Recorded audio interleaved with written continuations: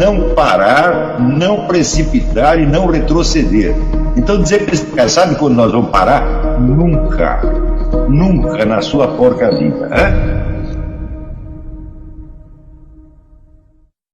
E aí pessoal, tranquilo? Então, se inscreva no canal, compartilhe, comente, ajude nosso canal. Os links estão na descrição do vídeo. Você pode participar pelo Apoie-se, pela vaquinha. Qualquer forma de ajuda será muito bem-vinda. Pode curtir, comentar e compartilhar também para ajudar nosso canal. Quem quiser seguir a gente nas redes sociais, estão todas aí na descrição do vídeo. Muito obrigado, sempre com Deus, pátria, família e liberdade. Tamo junto, forte abraço.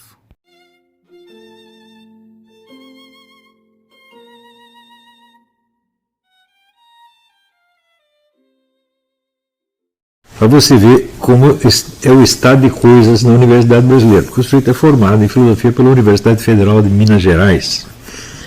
O nome dele é Glauber, não sei das quantas. E ele começa assim: Olavo de Carvalho tenta criticar justamente um dos pontos mais fortes do pensamento marxista, seu forte senso de realidade e sua crítica ao presente. Em oposição ao simples utopismo, à imaginação de uma sociedade ideal que deveria ser implementada na Terra, o marxismo herdou do pensamento de Hegel uma forte consideração pelo presente. Muito bem, meus alunos já devem estar com o saco tão cheio das vezes que eu repeti que Karl Marx nunca deu uma descrição de como seria o futuro socialista. Quer dizer, exatamente o contrário do que ele está dizendo aqui. Ele, na verdade, só tratou do presente. Isso não quer dizer que não haja na obra dele nenhuma referência utópica ao futuro. Existe pelo menos uma, e ela é tão grotesca, tão ridícula, que o pessoal nem menciona muito. Ele diz que no futuro acabaria a divisão do trabalho, de maneira que o cidadão poderia ser operário de manhã, músico à tarde, pescador no fim da tarde, crítico literário de noite. Essa é uma das o vislumbre que Karl Marx tinha do futuro. São raríssimas menções dele ao futuro. E quanto aos exames dele do presente, quando ele examina o presente, é sempre em função do processo de transformação que está em curso e, portanto, do resultado que ele acha que vai ser produzido pelos acontecimentos do presente. Todas as vezes que ele previu uma próxima revolução, todas as vezes que ele previu a próxima revolução que ia colocá-lo a ele pessoalmente no poder, ele errou todas.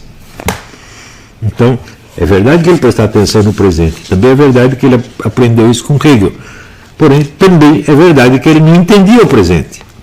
Não é isso? Então, é só você me mostra uma revolução que Marx previu corretamente. Tem nenhuma. Não é isso?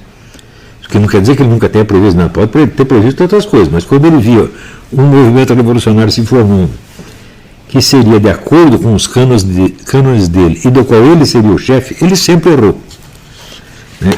Inclusive, vamos dizer, o total descontrole que Marx tinha sobre a sua própria vida profissional e econômica mostra que ele não era muito bom na percepção do presente. Se o sujeito não percebe qual é a sua situação profissional e econômica real, sua situação social real, ele não tem base para examinar o resto. A coisa mais óbvia do mundo é o seguinte: você entende a sociedade a partir da compreensão que você tem do seu próprio lugar nela. Assim como um desenhista, ao desenhar, tem que levar em conta não só o objeto, mas a posição que ele está em relação ao objeto. Por exemplo, medir distância, etc. Sem isso, ele não vai poder desenhar. Então, um sociólogo, pretenso cientista social, que não tem uma visão clara da sua própria vida, ele não vai ter uma visão clara da sociedade jamais. Essa é uma coisa, na verdade, muito simples. E Karl Marx foi um sujeito que, a primeira vez que ele viu um proletário na vida, a primeira vez, foi quando a sogra dele, que era baronesa, mandou uma moça proletária para trabalhar na casa dele. E o que ele fez? Ele conheceu a moça, sem dúvida, conheceu no sentido bíblico, comeu, e a mulher teve um filho, que ele não deixava nem entrar em casa, educou, criou o rapaz no porão. Isso era o que ele sabia do proletariado. Então, como poderia ter uma visão clara do presente se não teve sequer a vivência do proletariado? Depois, quando ele formou a primeira Liga dos Comunistas, só tinha 18 pessoas, e os dois únicos proletários que havia ali eram os tipógrafos que compunham o jornalzinho do movimento, e pelos quais Marx tinha um total desprezo. Né? Também, você vê, uma observação que ele faz sobre os proletários é que eles ainda precisam do guiamento dos intelectuais. É uma coisa que eu sempre achei muito estranha, porque se, segundo ele, somente a classe proletária pode ter uma visão objetiva do processo histórico, por que precisaria do guiamento dos intelectuais, que são burgueses ou pequenos burgueses? Se eles enxergam a realidade por si mesmos, a realidade que as outras classes não enxergam, por que eles têm que se submeter ao guiamento dos pequenos burgueses? Entre os quais ele próprio. Aliás, ele não era um pequeno burguês, ele era um grande burguês. Né? Eu acho isso um dos problemas mais sérios do marxismo.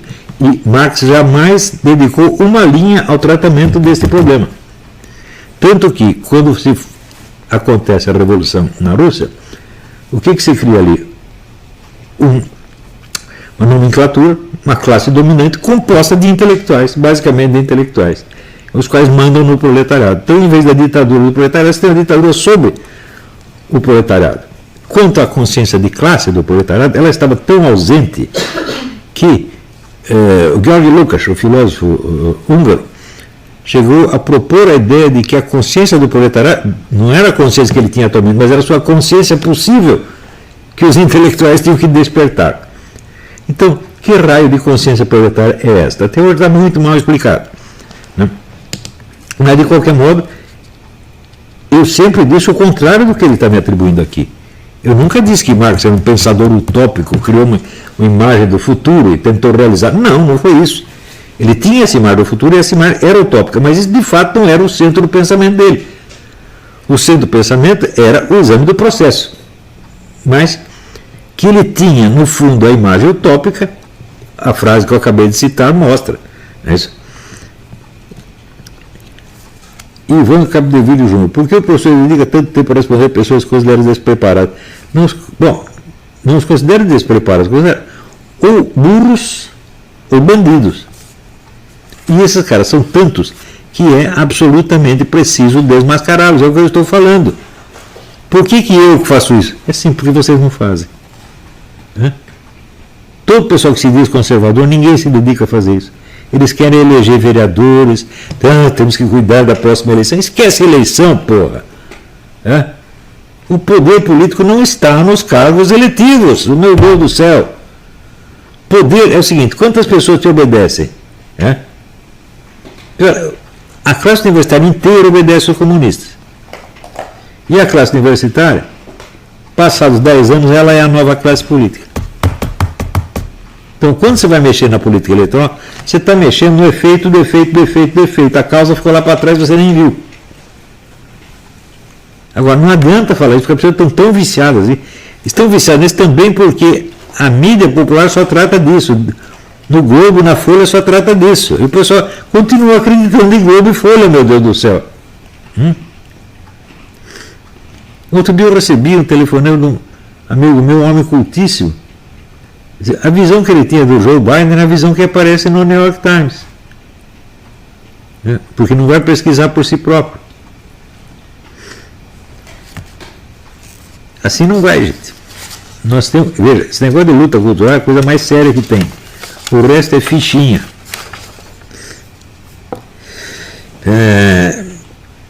Então, olha, eu tenho que falar de tipinhos como esse tal do Glauber, porque a universidade é feita de gente assim, gente. E essas pessoas têm o poder.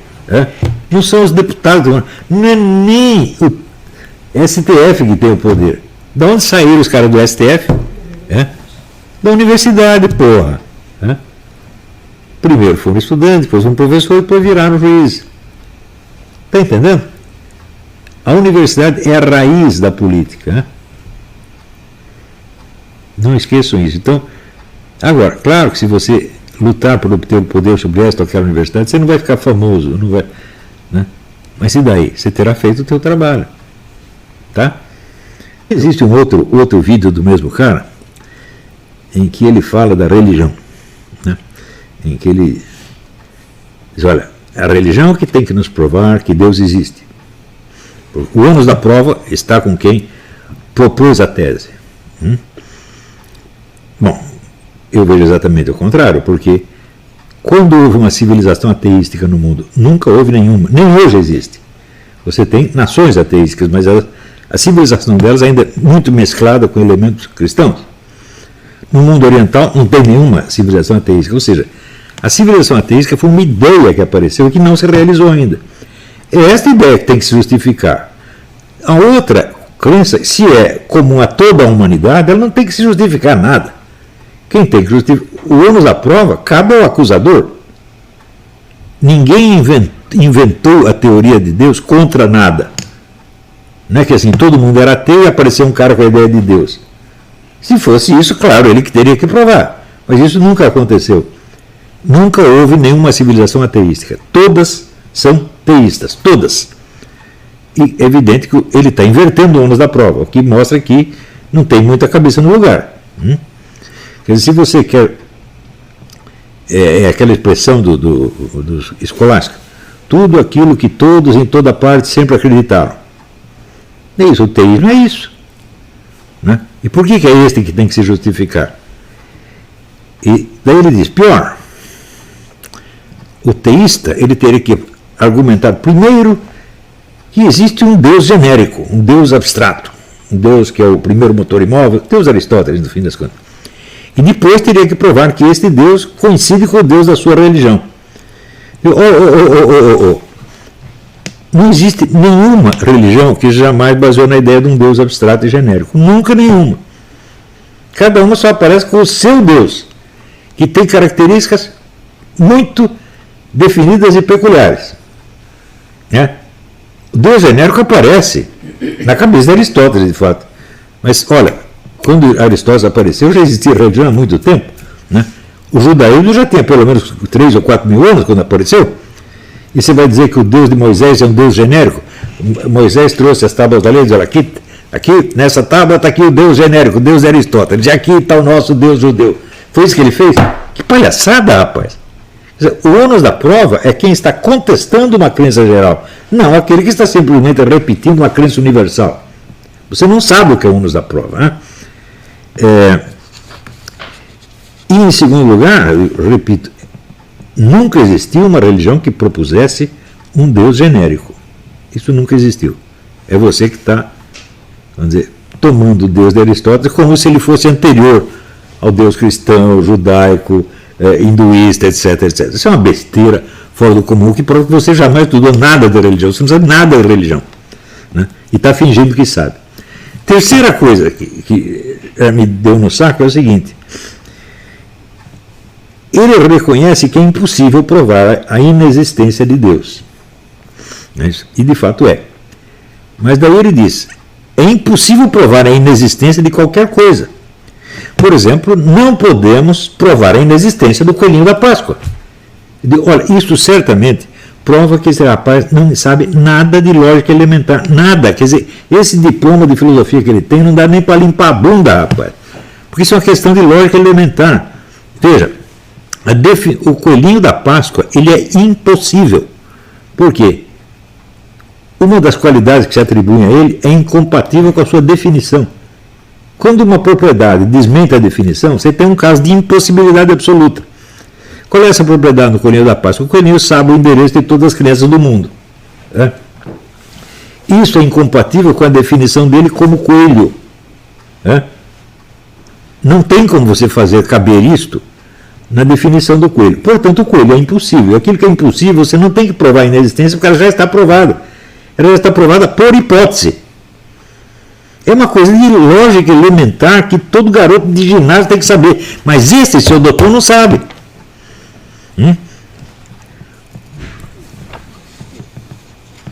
E segundo, ele diz que inventaram de provar a existência de Deus pela razão para salvar a religião. Então, a religião estava em perigo e decidiram então criar argumentos racionais, né, para defender a hipótese do Deus genérico. Eu digo, peraí. Isso começa no catolicismo no século XIII. Né? A igreja não estava ameaçada de nada, ela estava no auge. Não inventaram isso para salvá-la. Inventaram, talvez, vamos dizer, para enfeitá-la. Pode ser, você pode até dizer isso. Tá certo? Quer dizer, já estava todo mundo convencido daquilo, alguém decidiu dar um reforço, tá certo? Um reforço extra. Não é isso? Então, praticamente você não vai encontrar nenhum pensador ateístico nessa época, não, simplesmente não tem. Mas pode ser que, quando você vê São Tomás argumenta muito contra os muçulmanos, não é isso? Usando inclusive elementos da própria doutrina islâmica, não é isso? Mas ele não está tentando salvar uma igreja ameaçada pelo ateísmo.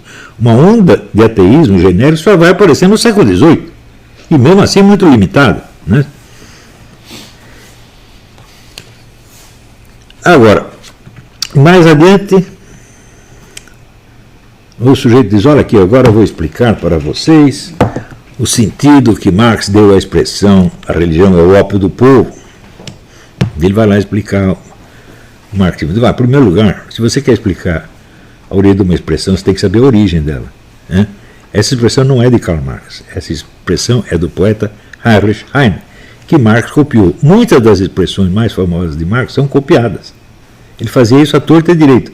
Não nego que ele tivesse algum talento aforístico, fazer frases, sobretudo frases insultuosas. Eu estava vendo agora mesmo, né, numa gravação do filósofo espanhol António Escotado, e ele conta que na correspondência total de Karl Marx com centenas e centenas de amigos, eles, entre todos, mais de uma centena de amigos com os quais Marx se corresponde, só 2 ele não insulta. Isso os amigos, você imagina os inimigos, né? Quer dizer, Karl Marx era evidentemente um sujeito odiento. A coisa que ele, no começo da vida, os poemas que mais o inspiravam eram os poemas que falavam do fim do mundo. O verso preferido dele era do Mefistófeles do Goethe, tudo o que existe merece perecer. Ele tem um culto do fim do mundo. E as amizades dele também eram baseadas na ideia do fim. E Karl Marx era, obviamente, um sujeito louco, ele não era bom da cabeça, né? Então, o fato de o sujeito viver a vida toda de dinheiro emprestado dos amigos, emprestado não, dado dos amigos, né? E nunca agradecer, jamais agradecer nem o pai, nem a mãe, ao contrário, né? Ele odiava a mãe, né? E o pai ele não foi nem no enterro, né? Ele não estava tão longe assim para não ir no enterro, né? E o Engels, que o sustentou quase metade da vida, quando morreu a namorada do Engels, que o Engels tratava como se fosse a esposa, uma mulher muito querida dele, o Marx escreve ao Engels uma carta de 10 laudas. As 2 primeiras linhas são votos de pêsame, o resto é pedido de dinheiro. Você vê a sensibilidade humana que esse sujeito tinha, né? Quando você vê que o filho bastardo que ele teve com a empregada nunca pôde nem entrar na casa, e das filhas dele pelo menos 2 se suicidaram, a terceira não sei direito, né? O cara impôs essa vida medonha, ele com um diploma, ele assinava o doutor Karl Marx, né? Claro, com um diploma de doutor, como podia passar apertado na Alemanha ou na Inglaterra? Não podia, só passar porque não queria trabalhar. Ele impôs isso à sua família. Agora, você vai dizer que ele tinha assim, amor ao proletariado? Uma classe que ele nunca tinha visto? E que a primeira que ele viu, ele comeu? Né?